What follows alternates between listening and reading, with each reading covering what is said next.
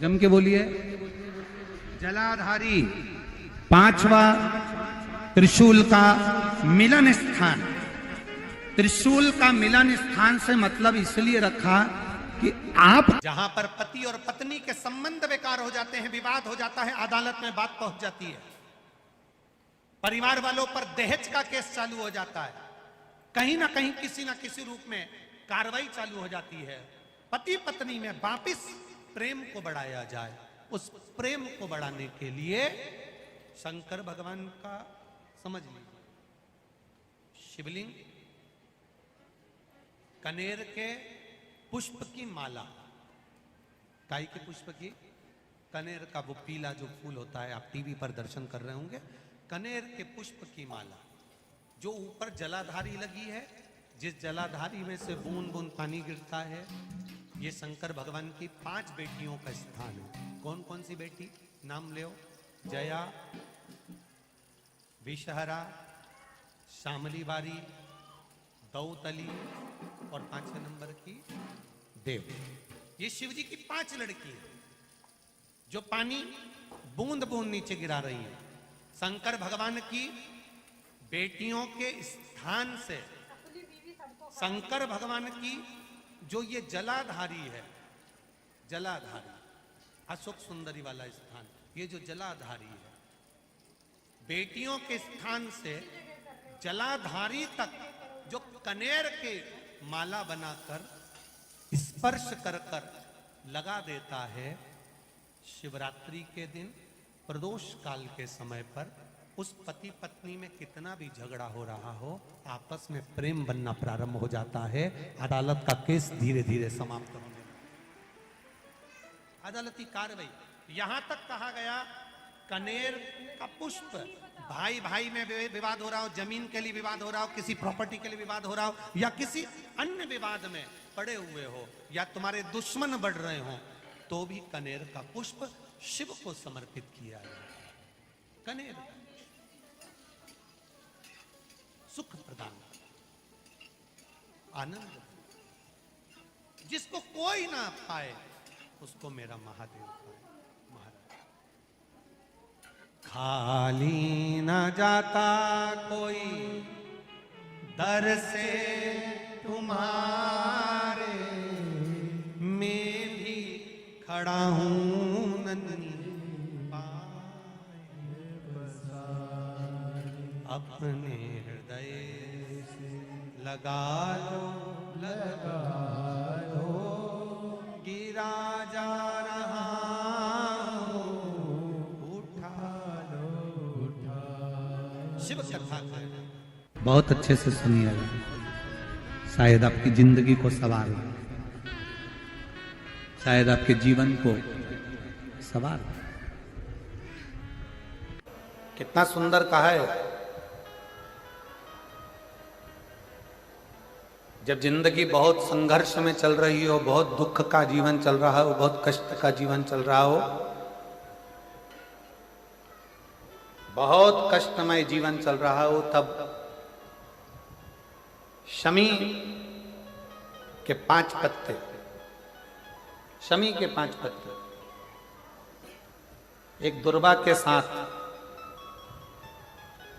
एक अक्षत चावल का एक दाना, वो भी हल्दी में भिंगोया हुआ हो या केसर में भिंगोया हुआ हो,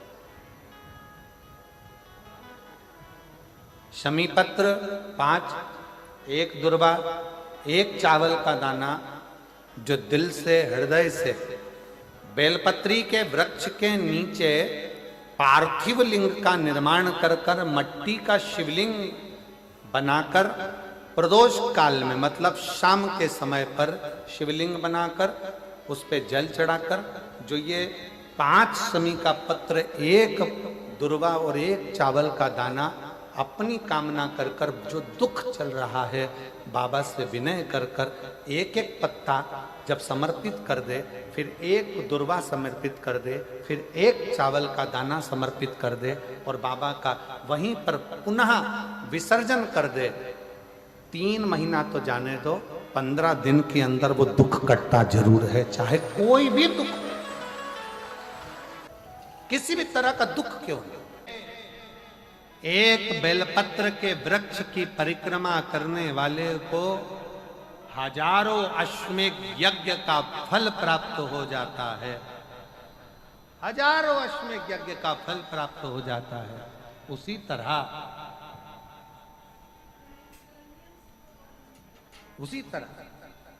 एक पार्थिव लिंग का निर्माण करने वाले को, मिट्टी का शिवलिंग का निर्माण कर कर पूजन करने वालों को 12 ज्योतिर्लिंग के शिवलिंग के दर्शन का पुण्य फल प्राप्त।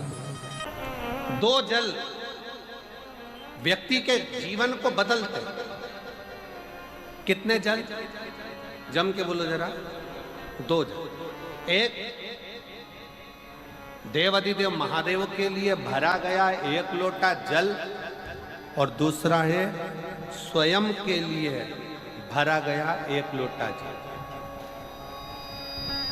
यहां पर अगर बुजुर्ग मेरी माताएं बैठी होंगी, मेरी जीजियां बैठी हैं, मेरे जीजा बैठे हैं, बुजुर्ग जितनी माताएं बैठी हैं, वो पुराने समय का अगर लेख उठाकर देखेंगे तो पुराने समय के लोग भोजन करने बैठते थे ना, तो भोजन करने से पहले अपने पानी के लोटे को भरकर, अपना गिलास भरकर बैठते थे। किसी ने देखा है कि नहीं देखा?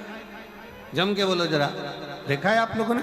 पुराने समय के लोग जब भोजन करने बैठते थे, पुराने समय के लोग जब भोजन करने बैठते थे तो अपना पानी का गिलास, अपना पानी का लोटा पहले भरकर आसन लग जाता था। बहू आसन लगा देती थी, बहू खाना बना देती थी, घर की पत्नी खाना बना देती थी, भोजन बना देती थी, घर के लोग भोजन दे देते थे। थाली कोई भी लगा कर ला कर दे, थाली कोई सजा कर ला कर दे, पर घर का जो व्यक्ति खाना खाने बैठता था, भोजन करने बैठता था, वो अपना पानी स्वयं भर कर बैठता।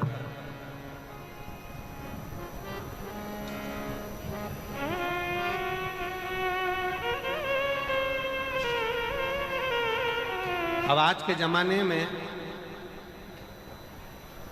दुनिया के लोग कहते हैं मैं दुकान चला रहा हूं, दुनिया के लोग कहते हैं मैं घर चला रहा हूं, दुनिया के लोग कहते हैं मैं ये कर रहा हूं। तुम अपना खुद का पानी भरकर तो बैठ नहीं रहे और कह रहे हो कि घर चला रहा हूं। स्वयं का 1 गिलास पानी व्यक्ति नहीं भर पा रहा। कितना सुंदर कहा है महाराज जी। बहुत सावधानी से सुनिएगा। 2 जगह का जल व्यक्ति के जीवन को बदल देता है। एक शिव के लिए भरा गया जल और दूसरा स्वयं के लिए भरा गया जल। स्वयं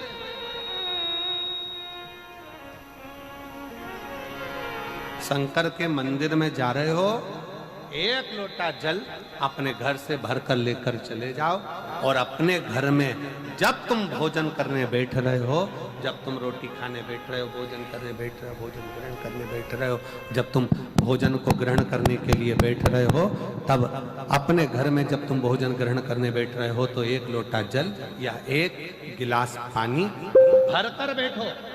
बहू अच्छी है, पानी भरेगी, मना नहीं है। बेटा अच्छा है, पानी भरेगा, मना नहीं है। पोता अच्छा है, पोती अच्छी है, नाती अच्छा है, पंती अच्छा है, घर में सब अच्छे। तुम्हारी पत्नी भी अच्छी है, तुम खाना खाओगे तो वो पानी ला कर दे देगी। तुम्हारी बहू भी अच्छी है, तुम भोजन करोगे तो वो पानी ला कर दे देगी। तुम्हारा परिवार का हर व्यक्ति अच्छा है, तुम्हारा कहना मानता है। तुम जिमने बैठोगे, भोजन करने बैठोगे तो वो पानी ला कर देगा। पर शिव पुराण की कथा कहती है, जो व्यक्ति भोजन करते समय अपना जल स्वयं भर कर बैठता है, उसकी जिंदगी में से 3 रोग समाप्त हो जाते हैं। कितने रोग समाप्त हो जाते हैं? 3।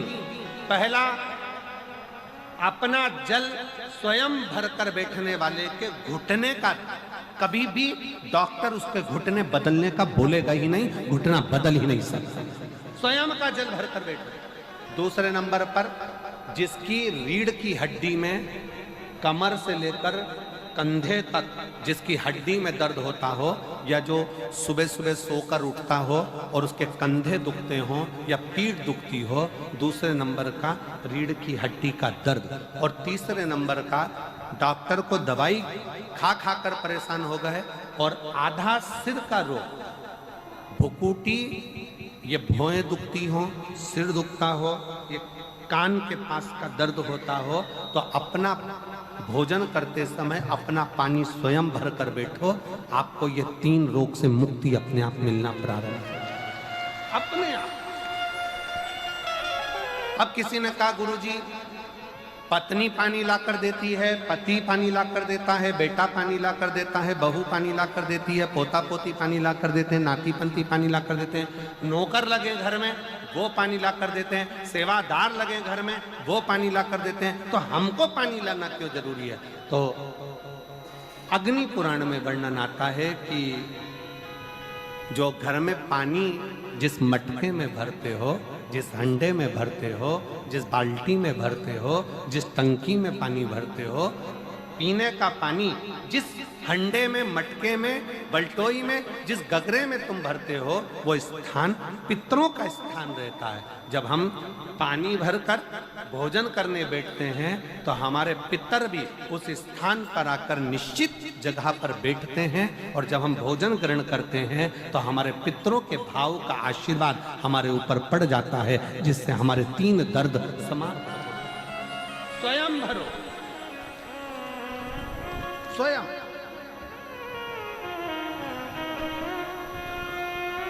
अब आज का जमाना इतना विचित्र है कि नौकर चाकर, परिवार, घर इतना बड़ा हो गया। आज के जमाने में कोई सोफे पे से उठना पसंद नहीं करता, वहीं से आवाज लगा देते हैं, ला मेरा भोजन लगा दे, रोटी लाओ। रोटी आई तो मालूम पड़ा पानी ला कर रखा बहू ने। वो बहू ला देगी, बहुत अच्छी है, बहू बेकार नहीं है, बहुत अच्छी है, बेटी बहुत अच्छी है, ला देगी पानी, भोजन भी लाएगी, पानी भी लाएगी, सब कुछ लाएगी। पर पहला फर्ज अपना है, जब तक शरीर चले, पांव चले, हाथ पैर चले, और तुम पलंग पर नहीं पड़े हो, तुम्हारा शरीर अगर चल रहा है तो पहले रसोई घर में जाओ, लोटा भर, लोटा नहीं भर सकते तो गिलास भरो, गिलास नहीं भर सकते तो थोड़ा सा कटोरी में पानी भरो, पर अपने पीने के लिए थोड़ा सा जल स्वयं के लिए लेकर आओ। वो जल इतना कारगर होगा कि तुम्हें रोग से निवारण करता चले जाएगा, रोग समाप्त करता चलेगा। नंदी ने कही है, नंदी ने ये बात जो कही वो वास्तव में बड़ी सुंदर है कि मान लो यदि कोई कार्य तुम्हारा हो नहीं रहा और पूरी दुनिया में तुमने कर कर देख लिया, बहुत प्रयास कर कर देख लिया, तो भी वो कार्य अगर तुम्हारा नहीं होता, तो फिर एक काम करो कि शिव की स्तुति करो, शंकर की स्तुति, शंकर का गुणगान, शंकर की भक्ति, शंकर का स्मरण।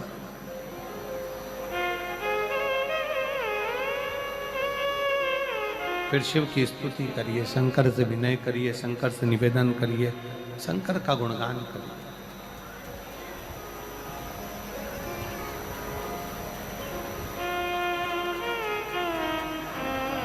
पर भगवान की भक्ति होती कब?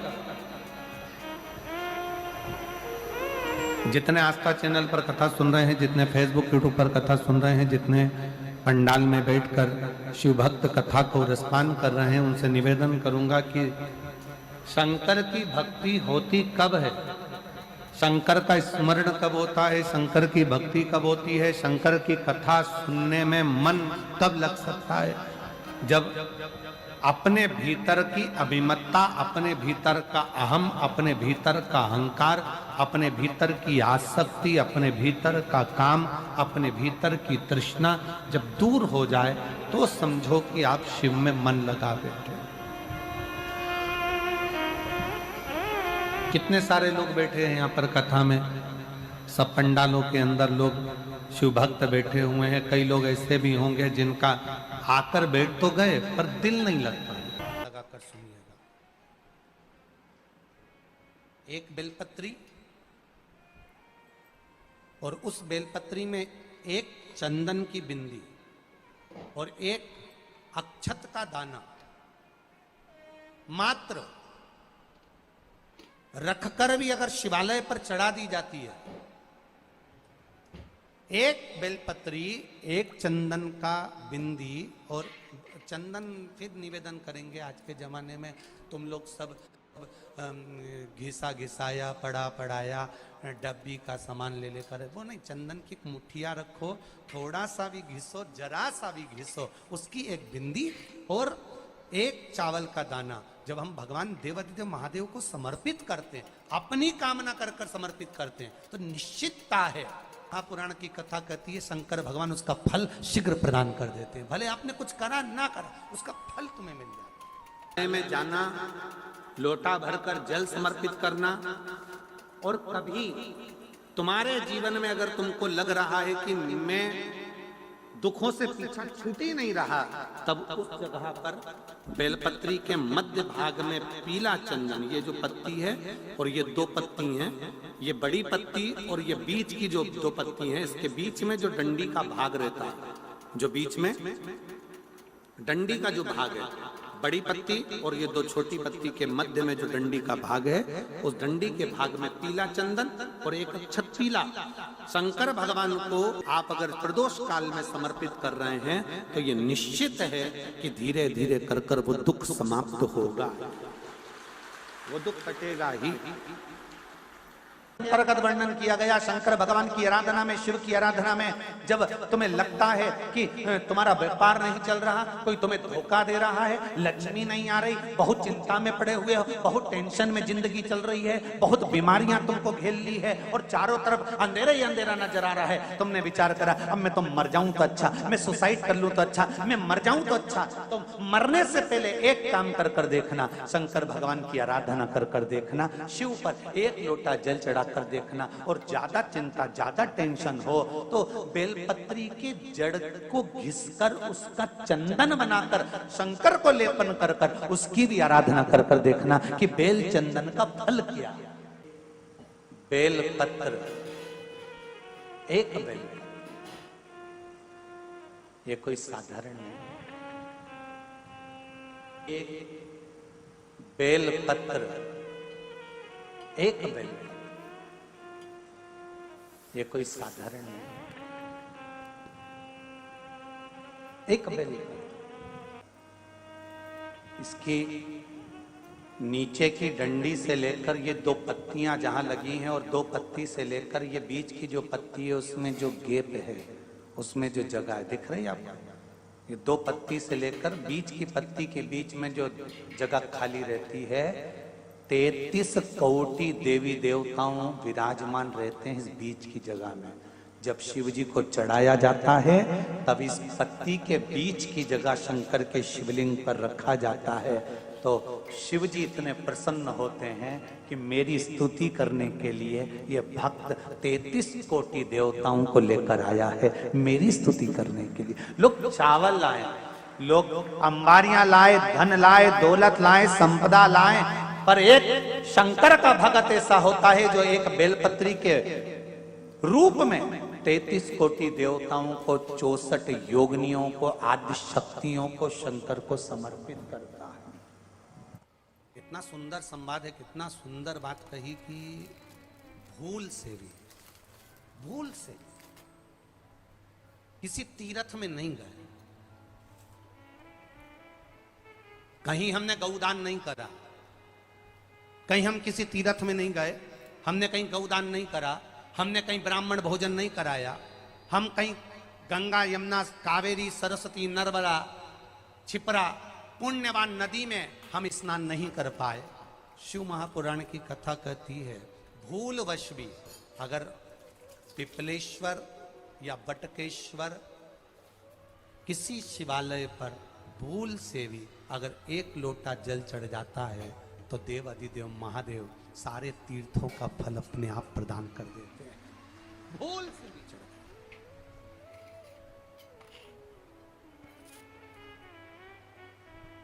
एकांतेश्वर महादेव किसी तीर्थ में नहीं गए, कहीं हमने गौदान नहीं करा, कहीं हम किसी तीर्थ में नहीं गए, हमने कहीं गौदान नहीं करा, हमने कहीं ब्राह्मण भोजन नहीं कराया, हम कहीं गंगा यमुना कावेरी सरस्वती नर्मदा छिपरा पुण्यवान नदी में हम स्नान नहीं कर पाए। शिव महापुराण की कथा कहती है भूलवश भी अगर पिपलेश्वर या बटकेश्वर किसी शिवालय पर भूल से भी अगर एक लोटा जल चढ़ जाता है तो तो देव अधिदेव महादेव सारे तीर्थों का फल अपने आप प्रदान कर देते हैं। भूल से भी चढ़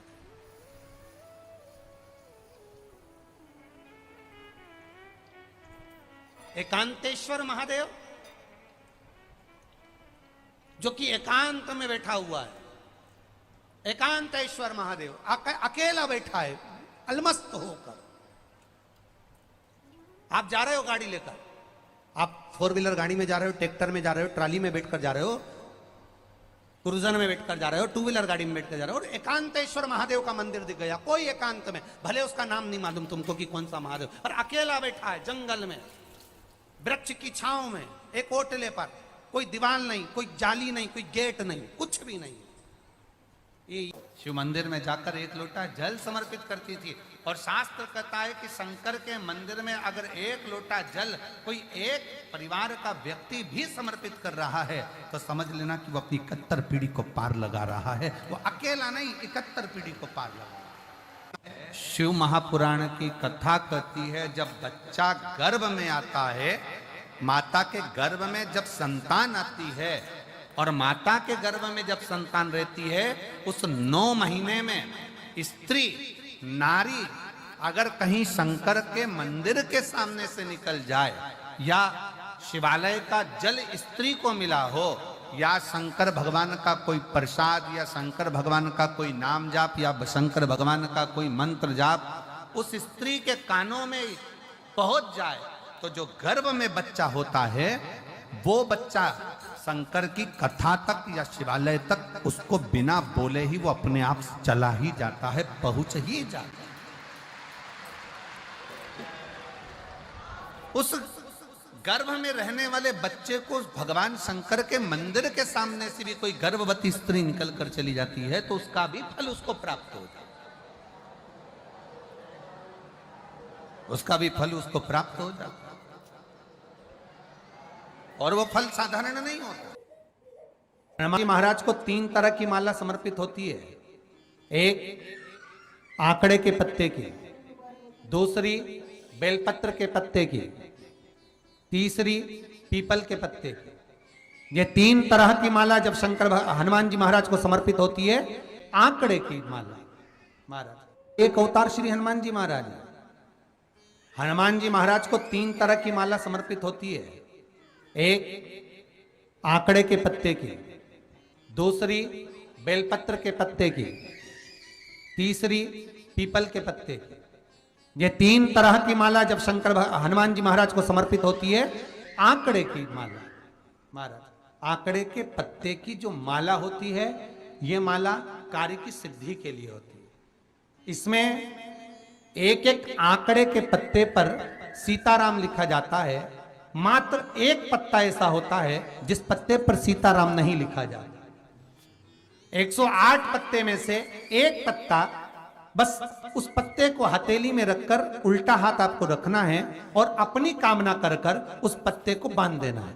ये जरूरी नहीं है कि 25 के बाद बांधो, 50 के बाद बांधो या 100 के बाद बांधो, आपकी मर्जी पड़े उस खाली पत्ते को कहीं पर भी बांध दीजिए और उस माला को अपनी कामना कर कर श्री हनुमान जी महाराज को समर्पित कर दीजिए। माला जब हनुमान जी को चढ़ जाए तब एक घी का और एक तेल का दिया हनुमान जी के सम्मुख में लंबी बाती का लगा देना है महाराज, एक घी का एक तेल, और अपनी कामना कर कर आप आ जाइए।